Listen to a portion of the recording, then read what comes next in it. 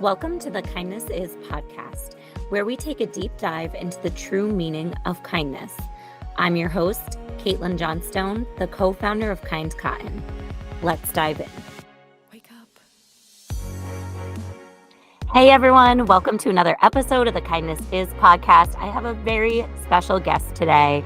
Shekira Farrell has been a proud mother and passionate autism advocate since her son Jaden was first diagnosed with autism spectrum disorder in 2014. She is also the founder and CEO of J at Play, which she operates with her son, created to change how the world views autism for autistic youth and their families, while encouraging neurodivergent and neurotypical children to find healthy ways to connect, strengthen kindness, and open doors for autistic children to build positive self-identities. Thank you so much for being here. Hi, thank you for having me. I'm so excited that we were able to connect. I am super eager to tell everyone a little bit more about what you do and why it is that you are so passionate about what you do. So I know I gave a brief introduction, but can you go ahead and tell everyone a little bit more about who you are and what you do? Sure. So that question. Okay. So, right? I know, the hardest one of the day. So I have been a passionate autism advocate and, of course, mother. I'm very proud to be a mother to my child as he is with everything that he is. He will be 13 in a few months, so about the last 12, 13 years. And I was also diagnosed with autism in my adulthood. So J at Play is something that we both do, but it's really personal for us as well. Mm-hmm. So we want to help autistic youth and their families because we know how important it is, but we also get this sense of just happiness and just this purpose when we do what it is that we do. Shekira, I think that's amazing. And I think it would be really powerful for people to hear about his initial diagnosis, because as you mentioned, it seems as though he was diagnosed relatively young, right? Yeah. If I'm doing the math correctly. Yeah. So tell everyone about that and kind of what that process was like. Okay. So he was diagnosed pretty early, but again, when he was first diagnosed, he was 2.5 years old. It was my first time ever hearing about autism. It was my first time being a mother. So it was a lot of new things to me, but it also just happened to be a negative experience for me, not because of the autism diagnosis itself, but the reactions and the pessimism of his pediatrician and the therapist that were involved in his diagnosis. And so he was 2.5 years old, and that seems pretty early, but what happened was it was a general checkup. Mm-hmm. And he was just babbling. He had some echolalia, so he would repeat a few phrases here and there, but he wasn't speaking. And I didn't think anything of it. I was just like, he'll talk when he is supposed to talk. But his pediatrician looked at him and then looked at me and said, something's wrong with him. You should get him diagnosed. And so, of course, any parent hearing that would take offense. But instead of denying it, I decided that I would get him evaluated, not for her, but for him, because if he did need extra support, I wanted to be able to provide that for him. So when he did get evaluated, there was a long list of things that they told me he may never be able to do just because of the autism diagnosis. They said he may never be able to speak, make friends. He may never be able to do transitions well. He may never be able to show me affection. He may never be able to work a normal job. He may never be able to, it was just like a long list of things just from barely knowing my son. And so I refused to let them have the final say over his life. And I did whatever I could to support him and encourage him. And it lit a fire under me to support him and children like him. That is so beautiful and so powerful. Yeah. And every child in this world, it's so interesting because I'm going to go off on a tangent a little bit, but we just got back from a trip to Denmark, and just the overall attitude of people there as it relates to children being these wonderful human beings, just like you and I, right?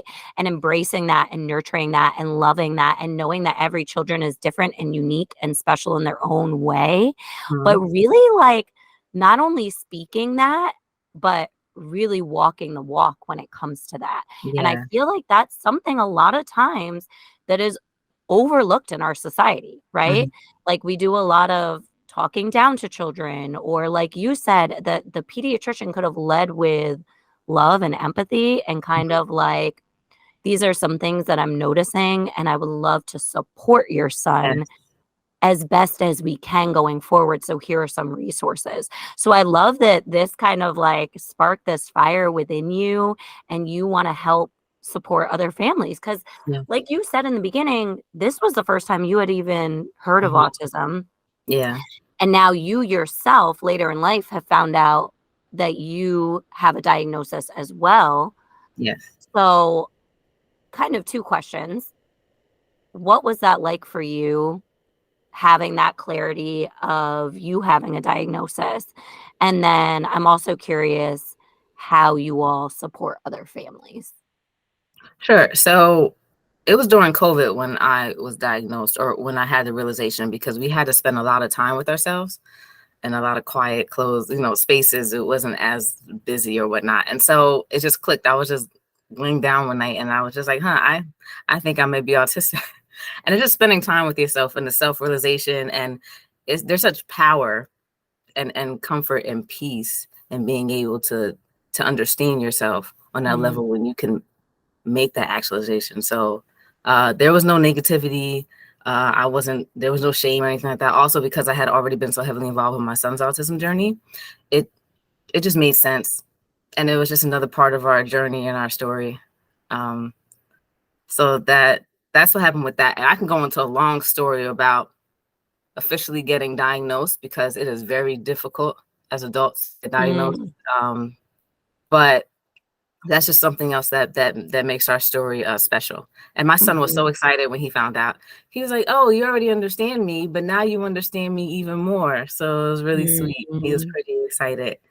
And so the ways that we support other autistic children and their families is there's a lot. So Jaya Place started as a blog mhm, because of that experience that I shared with you when my son was first diagnosed. I wanted to go on social media and connect and meet with other families, just to let them know that they weren't alone, mhm, to offer inspiration and encouragement to parents of newly diagnosed children, and to share our story. So it started as that.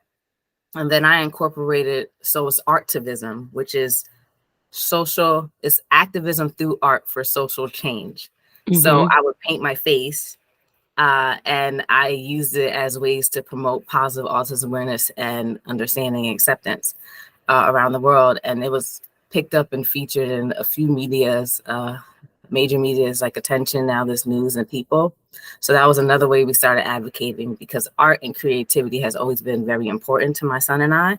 And so we implemented it into multiple things that we do, because when he was nonverbal, art was our way of communicating and bonding. mm. So we would paint together, we would draw together, and it's still something that we do today.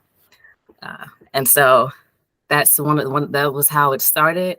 And now we have J at Play, and we run this business together, but the mission has always been the same for autistic youth and their families. So now we have innovative and inclusive products, resources, and our workshop to promote positive autism awareness, inclusion, understanding, and representation. And it's important to note that it's not just for children with autism, although the goal is to create safer spaces for autistic children to thrive. It goes hand in hand with creating safer spaces for all children to thrive. Mhm. Because when neurodivergent and neurotypical children can embrace and celebrate neurodiversity, it encourages and contributes to a society that can do the same thing. I'm clapping. Thank you. If you were just listening to this, you can't see it, obviously, so I need to let you all know. But that is the point, right? I mean, isn't that the whole point of representation? Yeah. It is not just important regardless of what we're talking about, right? Regardless of if it's race or LGBTQ plus or disabled or neurodivergent and neurotypical, like regardless of what it is Mhm. not just the child who is experiencing whatever it is that they're experiencing, or whose identity is whatever it is, identity that's represented. It is other children embracing that too, right? I mean, that's how we create empathy and love for one another. And see each other as not just different, but beautiful and Yeah. unique. Yes. And I love that you touched upon that because I think that is so, so important. It's not Thank just you. important for children like your son, it's important Mhm. for, I mean, I don't know, as of right now, children like my daughter who are, quote unquote neurotypical, Mhm. um, to be in community with one another.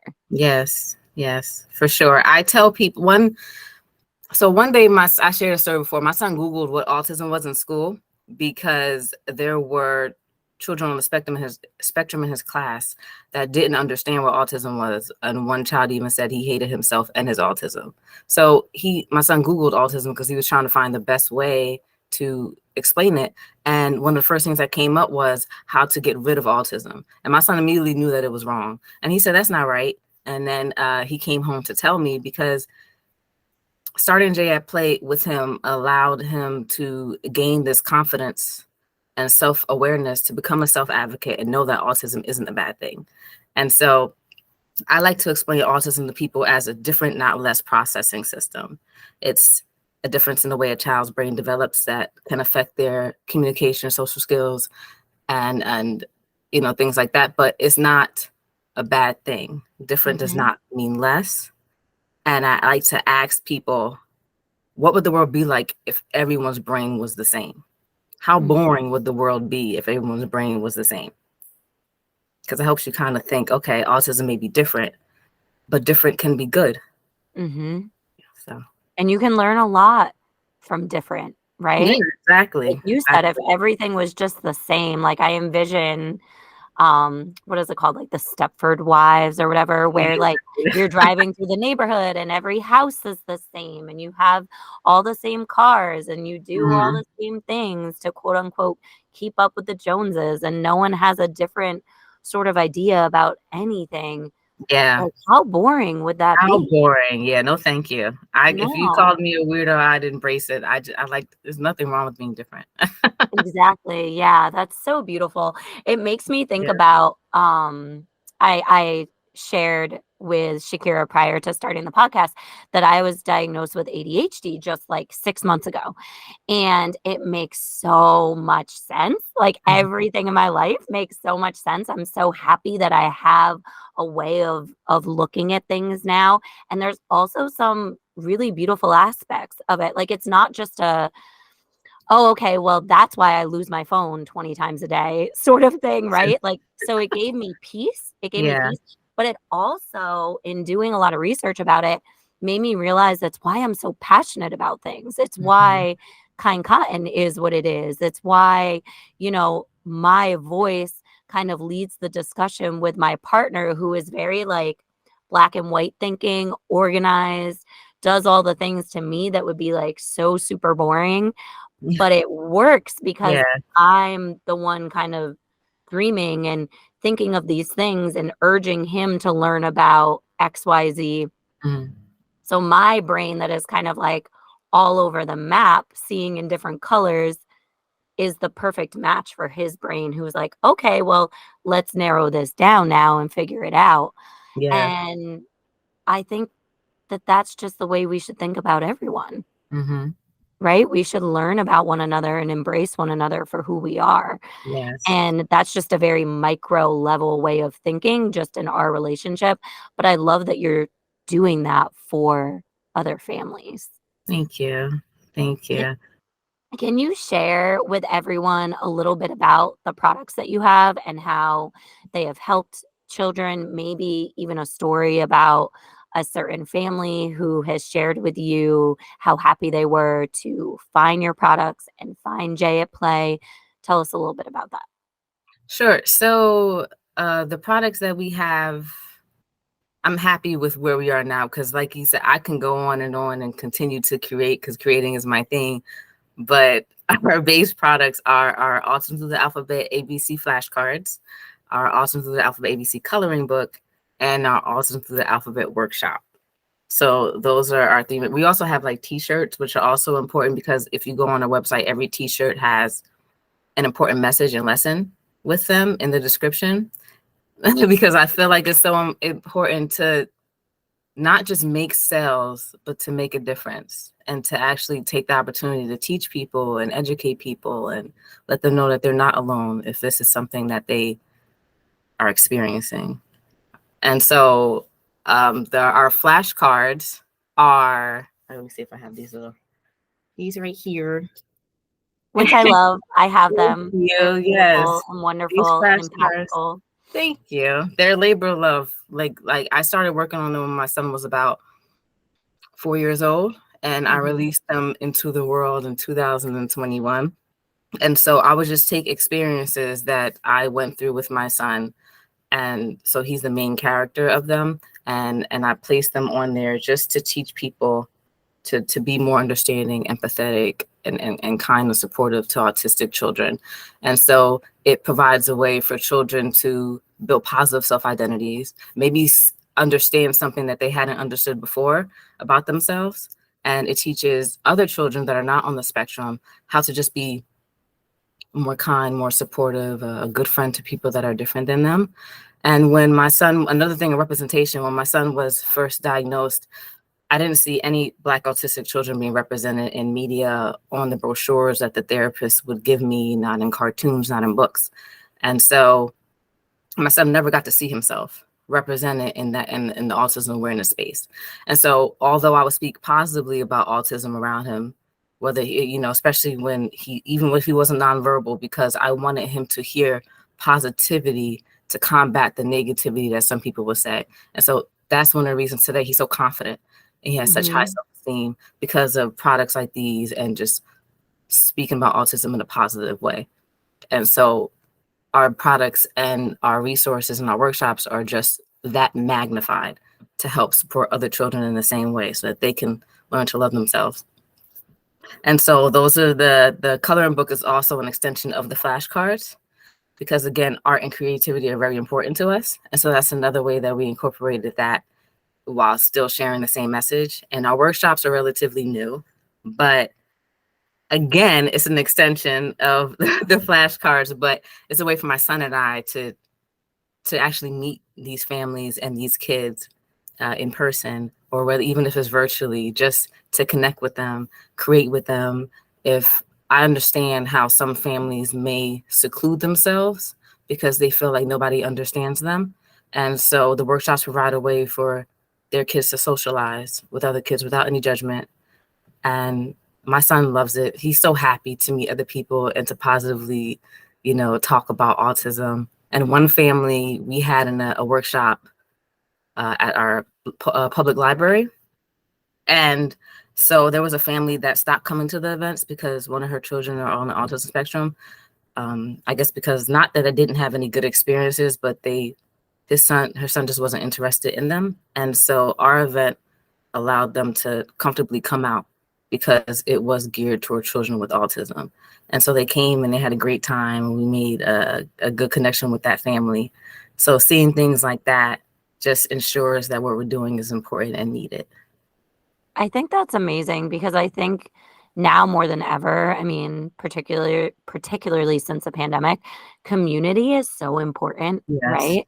Community with like-minded people who you can connect with and you can really develop a sense of joyful community, right? Like Mhm. that is what is needed right now. I feel as though the world has been incredibly heavy for a number of years now, and to be able to provide our children with a safe space in Mhm. which they know that they are seen and valued for who they are, and be a space in which they aren't alone is so important. And not just for children, for us, right? Mm. Like, this is why I love doing what we do, because I can connect with folks like you and have these conversations and know that there are people in this world who are leading the change in whatever it is that is their niche, right? Whatever it is that brings them joy. And I think that that joy is something that's really important and should be celebrated right now. I agree. That's beautiful. Yeah, so I thank you and commend you for doing what you were doing Thank for you. these families and for your child. Like, how amazing is that to have him be able to look back, right, when he's grown and have someone such as yourself to have led the way for him. I think Thank you. that's really amazing. So I want to know how people can support you. What is your website? How can they get the products? I love, love, love what you said about the teas, because anytime I put a product out, it obviously is about selling, in that we want to provide a book to a child with every purchase, but it's not just that. There's always been a story, and it's been something so important. So the fact that you do that as well just hits close to home for me. So people, please support. Let us know, Shekira, how they could do that. Thank you. So we have our website. Listen, everything that I do is a labor of love, but I am not someone that's in that field of building websites. But because I'm so passionate about it, I did that thing from scratch. And you And did I love it. it. I did.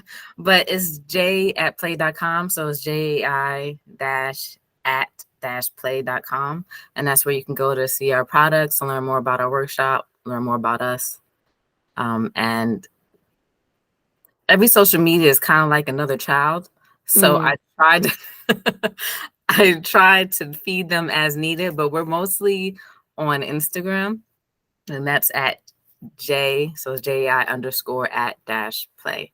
And that's our Instagram handle. And so if Awesome. anyone wants to, just connect, talk, support in any way, that's how they can do it. I love that. Thank you.